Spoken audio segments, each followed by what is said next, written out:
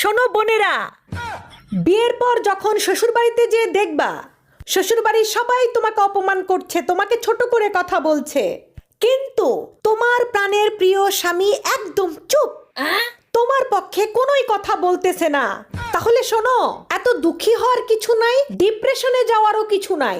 তখন তুমি বুঝে নিবা যে তোমার স্বামী চাচ্ছে তুমি নিজে পুরো পরিবারকে সোজা করো। সে চুপ থেকে এটাই প্রমাণ করতে চাচ্ছে যে তুমি লড়তে শেখো। কতদিন আর স্বামীকে বলবে আমার পক্ষ হয়ে কথা বলো, আমার পক্ষ হয়ে কথা বলো, আমার অবস্থান শক্ত করো সংসারে, ঠিক আছে?